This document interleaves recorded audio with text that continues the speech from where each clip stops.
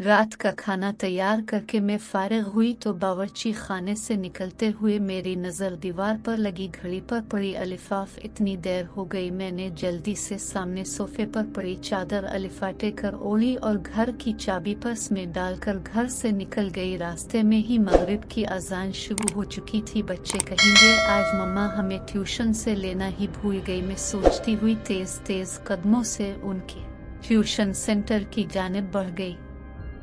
मम्मा आपने इतनी देर लगा दी। 7 साला रेहान शिकायती नजरों से मुझे देखते हुए बोला, जबकि 6 साला अनम भी मुंह फुलाए चल रही थी। मुझे इसका मुंह देखकर बेसाख्ता हंसी आ गई। अच्छा सॉरी बाबा, आइंदा ख्याल रखूंगी, ऐसी गलती दोबारा नहीं होगी। हम तब मानेंगे आपकी बात जब आप हमें हफ्ते को नानों के घर रहने देंगी। अनम रेहान की शर्त पर मैंने हंस कर हामी भर ली। जल्दी चलो, तुम लोगों के बाबा भी घर आने वाले होंगे। मैं दोनों का हाथ पकड़कर सामने वाली गली में दाखिल हो गई। ये रास्ता शॉर्टकट था, उधर से जल्दी घर आ जाता था। वैसे तो मैं रोड से ही जाती थी, ज्यादातर इस गली से गुजरते हुए कतराती थी। अलिफाफ मम्मा ये कितना डरावना घर है, इसको देखकर डर लग रहा है। रेहान हाउस नंबर 450 को देखते हुए बोला, जो बिल्कुल अंधेरे में डूबा हुआ था। अजीब वहशत बरस रही थी इसकी बात पर। मैं दोनों बच्चों को लेकर जल्दी से आगे बढ़ गई। रात काम से फारिग होकर बिस्तर पर लेटी तो बेसाख्ता नजरों के सामने वो घर आ गया। इस घर से मेरा माजी जड़ा हुआ था। मैं आहिस्ता आहिस्ता अपने बीते माजी को सोचने लगी।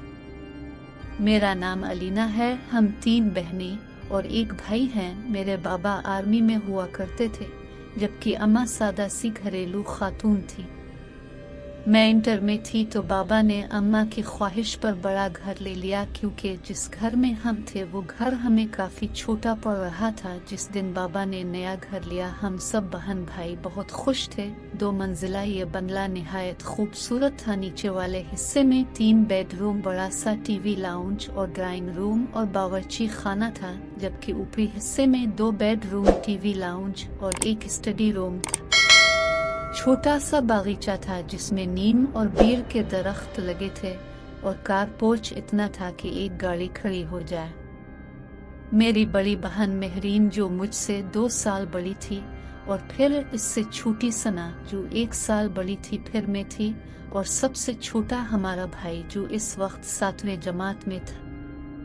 हम तीनों बहनों ने ऊपर वाले बेडरूम लिए, जबकि नीचे हारिस अम्मा बाबा के साथ रहता था। हम तीनों बहनें चूंकि काफी डरपोक हैं तो हम एक साथ एक बेडरूम में सोती थी।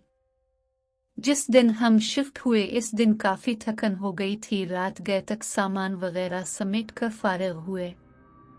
बाकी का काम अब कल कर लेना, अब जाओ तुम लोग भी सो जाओ। खाने से फारिग हुए तो अम्मी बोले तो हम तीनों बहनें ऊपर आकर लेट गई। थकन इस कदर थी कि लेटते ही नींद आ गई। अभी सोए ज्यादा देर नहीं हुई थी कि मुझे नींद में ऐसा लगा कि कोई बाहर दरवाजा बजा रहा है। मैंने अलिफाटे कर दरवाजा खोला तो सामने काली बली खड़ी मुझे घोर रही थी। इसको देखकर मेरी बेसाख्ता चीख निकल गई। मेरी चीख पर मेरी बहनें घबरा कर अलिफाटे गई। क्या हो गया, सब खैर तो है? मेहरीन ने मेरे पास आकर पूछा। तुम बली से डर गई? उसने हैरत से बली को देखते हुए कहा, और मैं शर्मिंदा होकर वापस बिस्तर पर आकर लेट गई।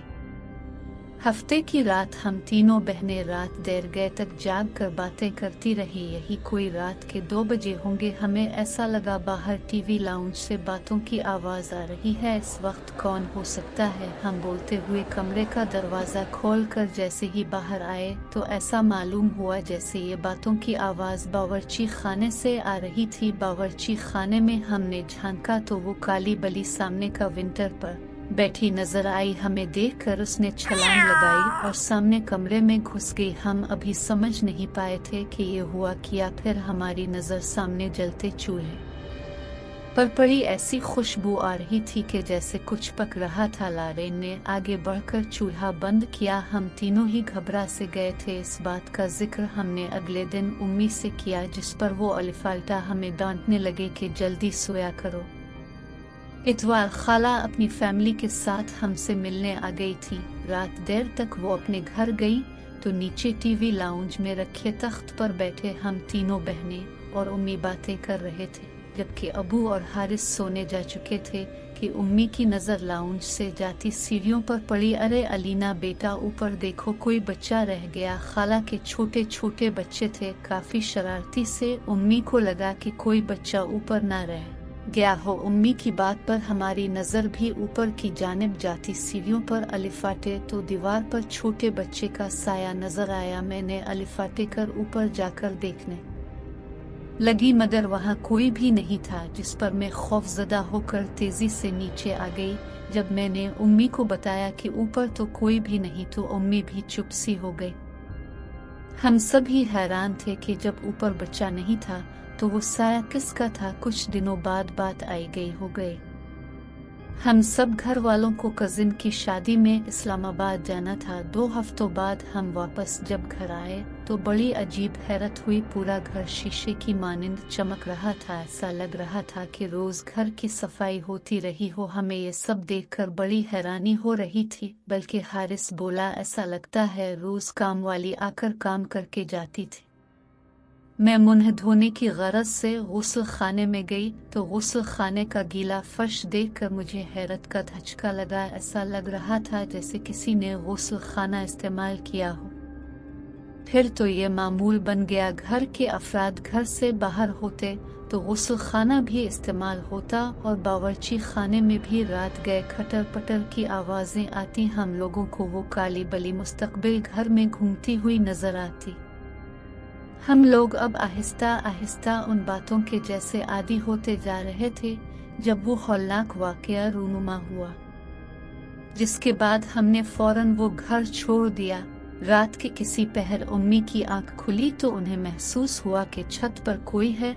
वो समझी हम बहनें सोने के बजाय गप्पों में मसरूफ हैं। वो दबे कदमों से छत पर आए। वहाँ गोल दायरे में 10-12 अजीब शक्ल वालों को बैठे देखा। वो मंजर इतना खौफनाक था कि उम्मी बेहोश हो गई। फजर की नमाज के लिए जब अबू अलिफाट है और उम्मी को कमरे में ना पाकर लाउंज में आए तो उन्हें सीढ़ियों पर उम्मी ऊंधे मुन पड़ी नजर आए।